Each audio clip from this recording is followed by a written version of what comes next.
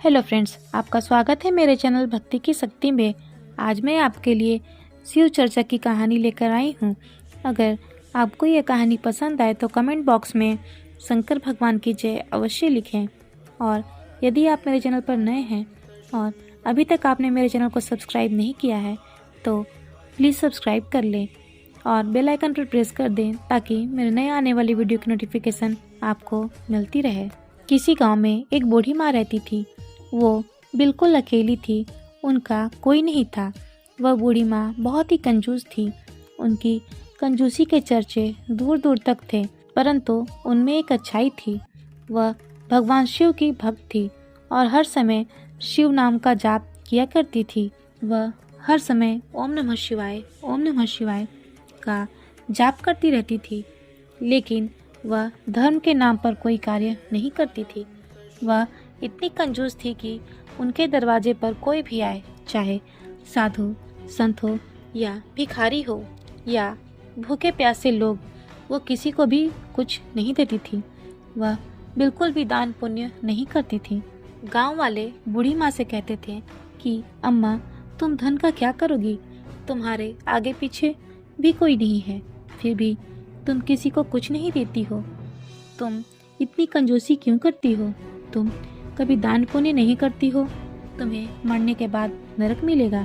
लेकिन वो बूढ़ी माँ कहती, मैं नरक में नहीं, मैं तो शिवलोक में जाऊंगी।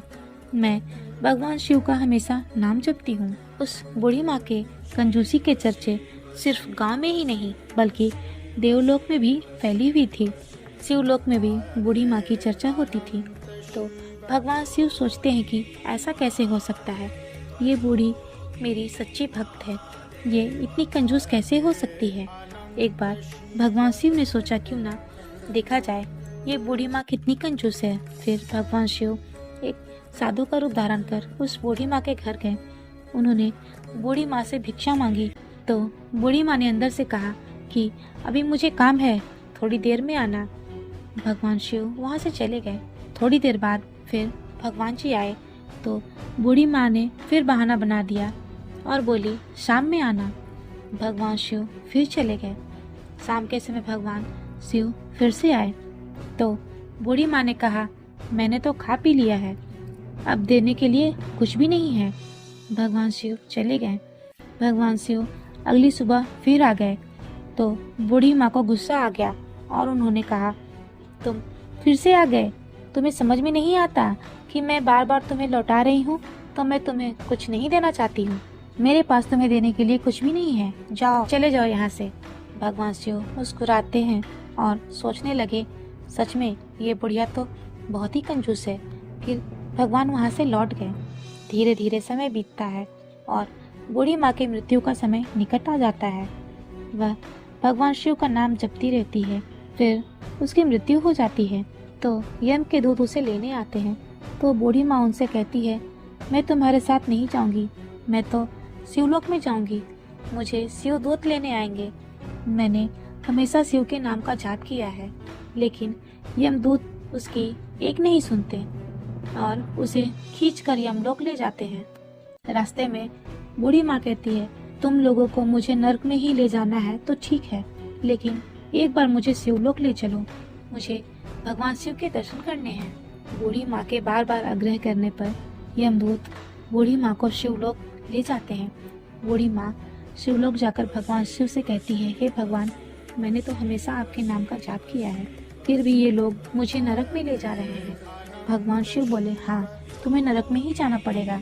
तब बूढ़ी माँ ने कहा, लेकिन भगवान, मैंने हमेशा आपकी पूजा की, आपका नाम जपा, फिर भी मुझे नरक में क्यों जाना पड़ेगा?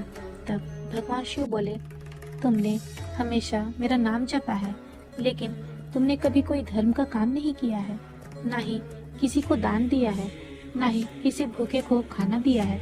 तुमने कभी किसी को कुछ नहीं दिया, तुम्हारे आगे पीछे कोई नहीं था, फिर भी तुमने सारा जीवन धन संचित करने में लगा दिया और बिल्कुल भी दान पुण्य नहीं किया, इसलिए तुम्हें नरक में जाना पड़ेगा। तो बूढ़ी माँ कहती है कि भगवान, मुझसे गलती हो गई, मुझे माफ कर दीजिए, लेकिन हे भगवान, मुझे कुछ दिन का समय दे दीजिए। तब भगवान शिव ने उसे 7 दिन का समय दिया 7 दिन के लिए बूढ़ी माँ फिर से धरती पर आ गई और फिर से जिंदा हो गई।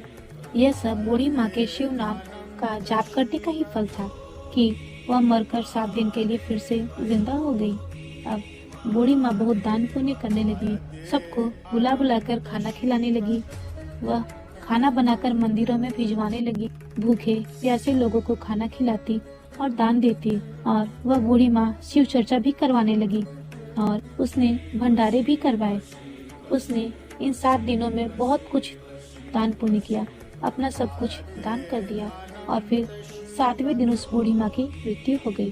फिर बूढ़ी माँ ने शिव जी से कहा कि भगवान अब ठीक है, अब तो मैंने बहुत दान पुण्य किया है। तब भगवान शिव ने कहा, हाँ, जितना तुमने सारी जिंदगी में नहीं किया उतना पुण्य तुमने 7 दिनों में अर्जित कर लिया। अब तुम शिवलोक में रह सकती हो। और बूढ़ी माँ खुशी खुशी शिवलोक में रहने लगी। ऐसी है भगवान शिव की कृपा। जय हो भगवान शिव की। फिलहाल इस वीडियो में इतना ही। वीडियो अच्छी लगी हो तो वीडियो को लाइक एंड शेयर करें और चैनल को सब्सक्राइब करना ना भूलें। धन्यवाद।